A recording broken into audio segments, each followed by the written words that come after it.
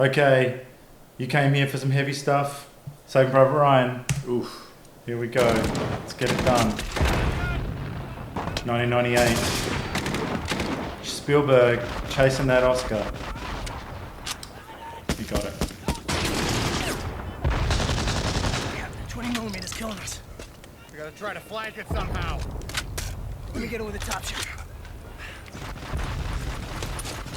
I mean, this is unprecedented, really. I mean, I've seen a lot of World War II films, and yeah, there was nothing like this until we saw it. Yeah. Yeah. And I mean, I guess the more talked about and the more famous one is the Normandy. Normandy, yeah, I skipped that. I know what you came here for, people. You wanted this scene. I mean, I tell you what, if we get to the point where I think we're going to get to, oof. Well, I saw this as a teenager at the cinema. Did you see the cinema? I honestly can't remember. Yeah, well, Thin Red Line came out that year. Yes. I remember it was kind of where all the movies would come out in pairs. Yes. So it was this Thin Red Line. I remember at the time I probably was like, fucking boring. Saving Private Ryan's way better now. If I watched Thin Red Line now, I reckon I'd love that the most. Well, I don't know. I was like a tool the other way. Because I was like, oh, Saving Private Ryan's mainstream. I'm all into Thin Red Line. You were I'm into hardcore. like... Well, I was, this is all like internal poetry and a lot of shots, looking up at trees with like light rays. Yeah, I love all that. That's all I care about it's now. great, but this is also actually Very good. great. What's his name? Jeremy Davies? Jeremy Davies? Upham. Yeah, Upham. He's amazing. Jam! I love everything he's ever done. I'm out! Justified. He is in Justified. He's good in Justified. And the Hannibal TV series. Ah, yes. Up him!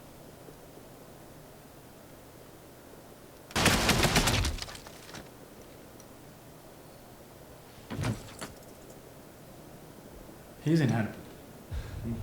Yes. He's wicked. He's in Solaris. The Soderbergh version. No, not the Russian one. Goldberg. No. Adam Goldberg.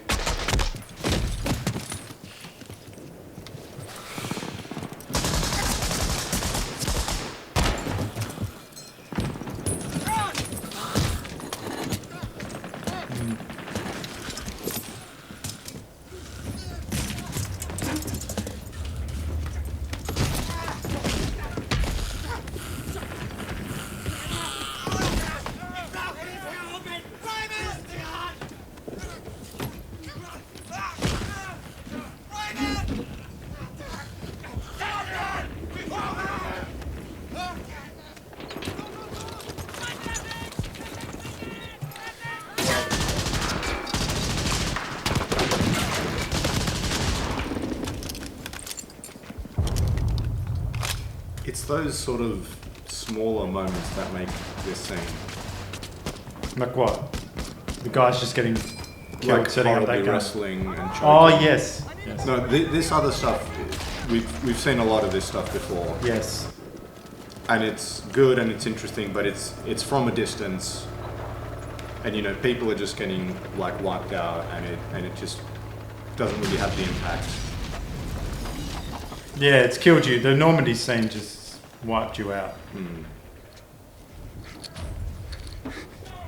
Oh, yes. Oh. Yeah, so these moments.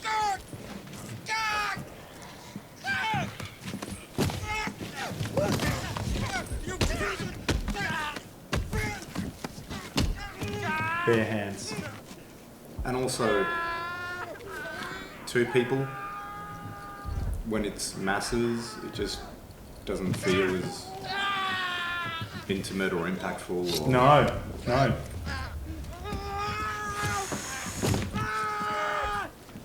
Is that the one he takes? He takes that knife off someone, doesn't he? Or did he take it off him? No, that Earlier. it gets taken off a dead German soldier. It's like a Hitler Youth knife. Yes.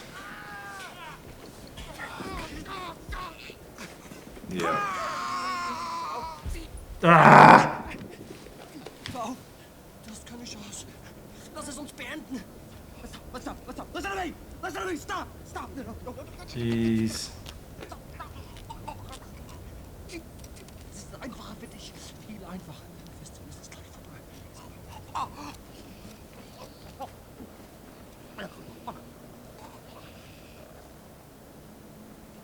Ooh. Man, oh man. Yeah, so this is the bit that sticks with you. It goes in like butter. But also the Oh, it's listen to me, all that sort of stuff. yeah, and also the German guy, This- like, yeah.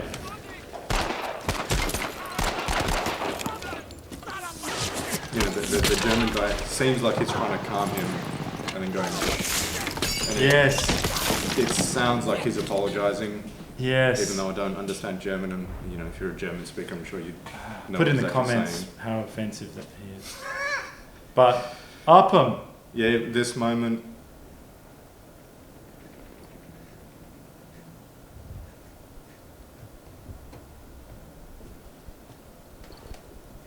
So much going on.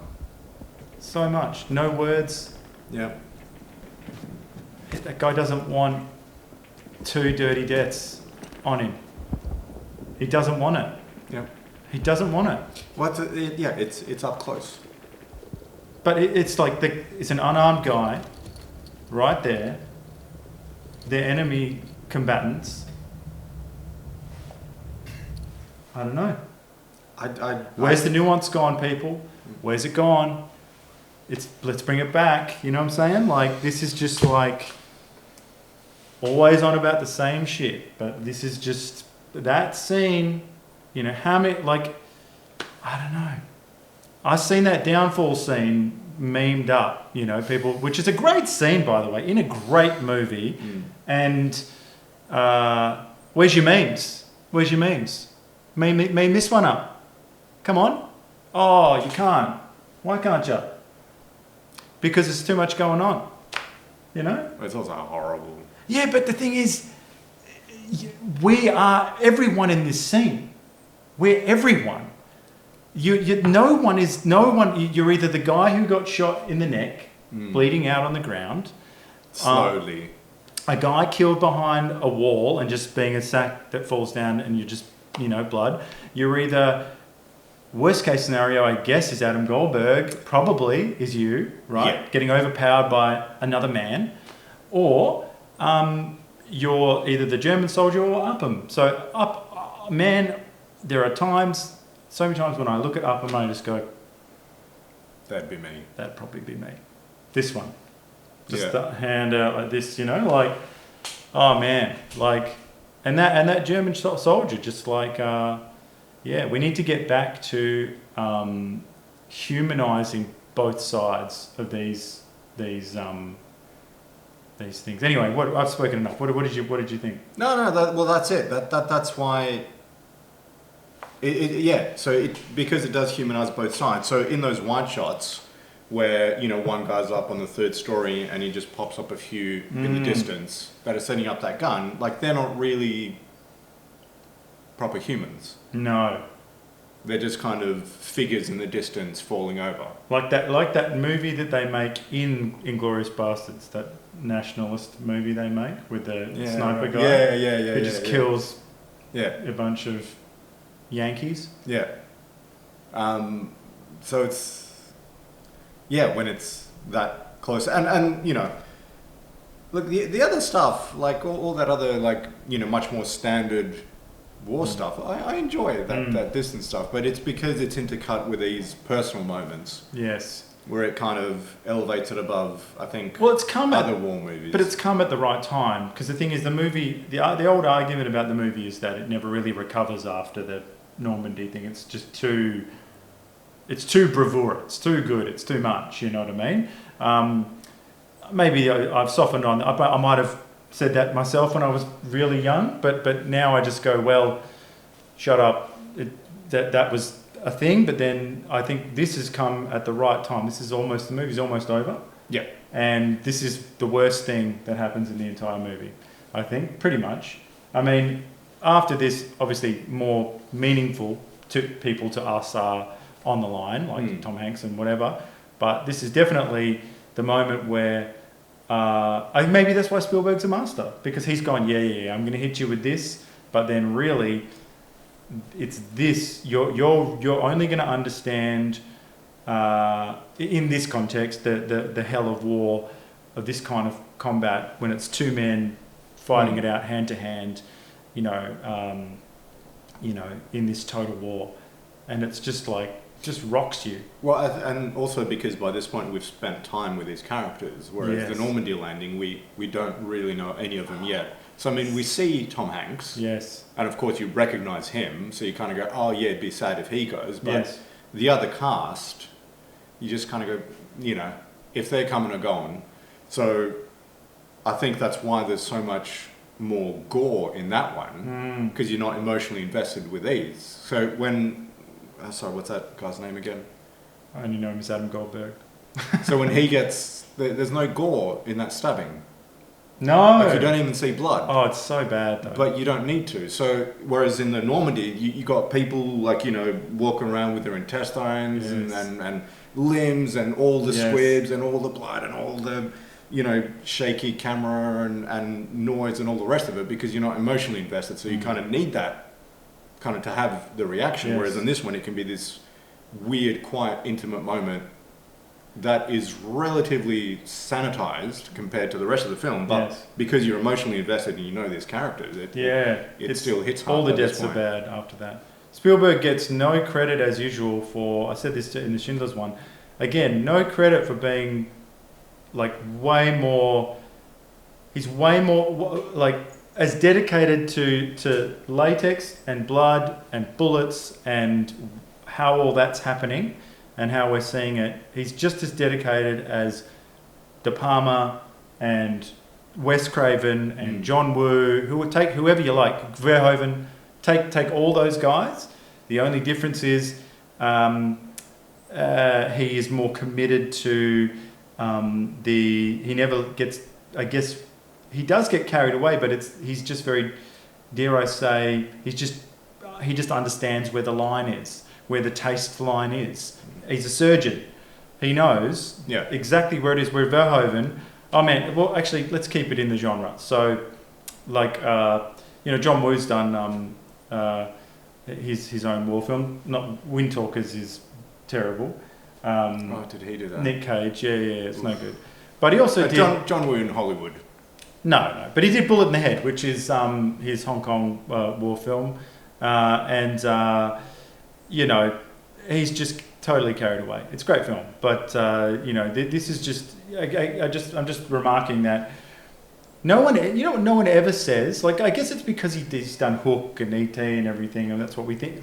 He just gives every movie exactly what it needs and doesn't, well, I guess the things he does of himself, he does put into them are positive charge things. It's either kids or these moments in Jaws, those sorts of things, or that close up even in Schindler's, which this is him bringing the girl right up to the screen just before Amon shoots her in the head, like these sorts of things that. That's the same as the taking your sunnies off and getting up in Jurassic Park, but the stuff that Verhoeven puts in is not that. It's Ed 209 blowing this guy away on a thing, and so many blood packs going off, and it's just it's a whole different deal. Using a guy as a human shield. Yes, in Total Recall, that's just. I'm sure he's got more some squibs that you can fit on a torso. Yes, I'm sure he's got some justification for it, But I just thought that it just I've never heard anyone say, "Oh, Spielberg, he's at it again," you know what I mean? It's a bit much. It's a bit much. This is some of the you know what? I'll just leave it there. I'll just say that it's because he leaves it at the door. He puts it in Saving Private Ryan or in Amistad and then leaves it there. He doesn't go on to the next thing. There's nothing in Jurassic Park. Mind you, there's quite gory in Jurassic Park, but not. It's just not. Not to that. It's a monster movie, you know. It's Yeah. not like he is just because he would have had to get. He has to make all these decisions. He's right there with Adam Goldberg. He's right there, and he's had to go. Oh, I want it to go in like, you know, his head's obviously popped out of a prosthetic, and they're like, he's like, oh, they probably did a version where it's catching. He's like, no, I want it to go in smooth, like, you know, I want, you know, he's had to get really into it. You can't just leave. None of this is by accident. I think the difference with Spielberg is that I think it'd be difficult to make the argument of, oh, is this really necessary? Yes. So I think with every Verhoeven, you can look at it and go, is this really necessary? Showgirls. Everything was But necessary. even, you know, there's this, you know, RoboCop shooting the guy in the balls. I mean, it's Audience great, cheer moment. Yeah. but is it necessary? Like, you can have that argument. Whereas this kind of, like, it feels like Yes. it all is. So I think that's the difference with Spielberg. Apart from to go in a different direction, my big gripe with this movie is the bookends. Oh, yeah. And it's so unfortunate that Yeah. that is how the movie starts and that is how the movie ends. And I wish you could just cut it. I know. It's a great score as well. Listen to this is one of the scores that I do just put on, and it's soaring, and it's bigger than Ben-Hur. Like, it's so big.